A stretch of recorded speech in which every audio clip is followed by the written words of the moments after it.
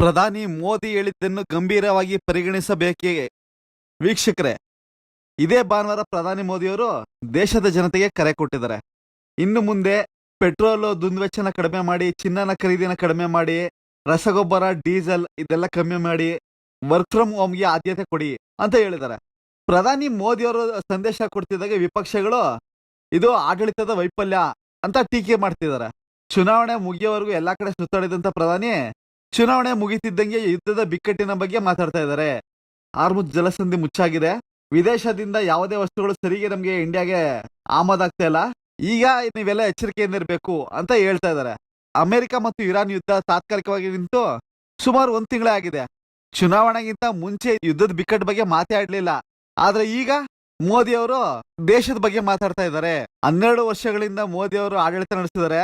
2 ಕೋಟಿ ಉದ್ಯೋಗ, 100 ಸ್ಮಾರ್ಟ್ ಸಿಟಿಗಳ ನಿರ್ಮಾಣ, ಪ್ರತಿಯೊಬ್ಬ ನಾಗರಿಕನ ಖಾತೆಗೆ 15 ಲಕ್ಷ ಹಣ ಹಾಕ್ತೀನಿ, ರಾಜಕಾರಣಿಗಳು ಫಾರಿನ್ ನಲ್ಲಿ ಇಟ್ಟಿರುವಂತ ಕಪ್ಪು ಹಣನ ಮತ್ತೆ ವಾಪಸ್ಸು ನಮ್ಮ ದೇಶಕ್ಕೆ ತರ್ತೀನಿ ಅಂತ ಸುಳ್ಳು ಭರವಸೆಗಳನ್ನ ನೀಡಿ ಬಿಜೆಪಿ ಅಧಿಕಾರಕ್ಕೆ ಬಂತು. ಆದ್ರೆ ಈಗ ಮಾಡ್ತಾ ಇರೋದೇನು? ದೇಶನ ಸರಿಯಾಗಿ ಮುನ್ನಡೆಸ್ತೇನೆ ನಾಗರಿಕರಿಗೆ ತ್ಯಾಗ ಮಾಡಿ ಅಂತ ನೀತಿ ಹೇಳ್ತಾ ಇದ್ದಾರೆ.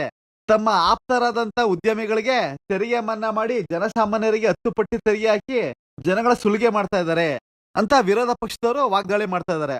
ಇಲ್ಲಿ ಜನಸಾಮಾನ್ಯರ ಕರ್ತವ್ಯ ಏನು ಅಂತ ನಾವು ನೋಡೋದಾದ್ರೆ, ದೇಶಕ್ಕೋಸ್ಕರ ಪ್ರತಿಯೊಬ್ಬನು ಗಡಿಗೆ ಹೋಗ್ಬಿಟ್ಟು ಯುದ್ಧ ಮಾಡ್ಬೇಕು ಅನ್ನೋದೇನಿಲ್ಲ.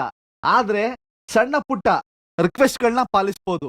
ನಮ್ಮಲ್ಲಿ ಫಾರಿನ್ ಎಕ್ಸ್ಚೇಂಜ್ ಆಗಿ ಇಟ್ಕೊಂಡಿರುವಂತ ಹಣ ಇನ್ನು 6 ತಿಂಗಳಿಗೆ ಖಾಲಿ ಆಗಂತ ಸಂಭವ ಇದೆ. ಡಾಲರ್ ಬೆಲೆ ದಿನದಿಂದ ದಿನಕ್ಕೆ ಏರ್ತಾನೆ ಇದೆ. ಕಳೆದ ವರ್ಷ 84 ರೂಪಾಯಿಗೆ $1 ಈಕ್ವಲ್ ಆಗಿದ್ದಂತ ನಮ್ಮ ಹಣ ಈಗಾಗಲೇ 96 ರೂಪಾಯಿ ಹತ್ರ ಬಂದಿದೆ. ಈ ತರ ಆದ್ರೆ ಮುಂದಿನ 6 ತಿಂಗಳಲ್ಲಿ 110 ರೂಪಾಯಿವರೆಗೂ ಹೋದ್ರೂ ಆಶ್ಚರ್ಯ ಇಲ್ಲ. ಕಳೆದ 6 ತಿಂಗಳ ಹಿಂದೆ $70ಗೆ ಸಿಗ್ತಿದ್ದಂತ 1 ಬ್ಯಾರಲ್ ಕಚ್ಚಾ ತೈಲ ಈಗ 110 ರೂಪಾಯಿ ಬಂದು ತಲುಪಿದೆ.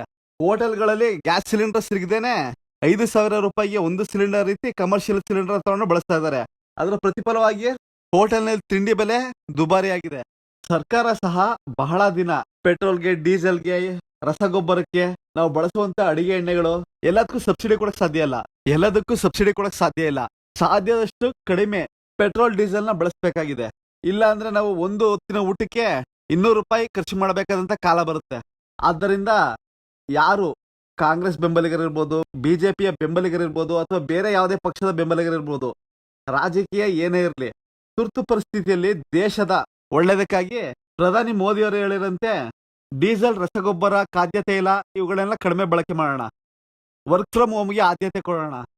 ಮೆಟ್ರೋ ಸಿಟಿಗಳಲ್ಲಿ ಮೆಟ್ರೋ ಬಳಸೋಣ. ಇಲ್ಲ ಅಂದ ಕಡೆ ಸಾಧ್ಯವಾದಷ್ಟು ಸಾರ್ವಜನಿಕ ಸಾರಿಗೆ ಬಳಸೋಣ. ರೈಲು, ಬಸ್ಸು ಆ ರೀತಿ.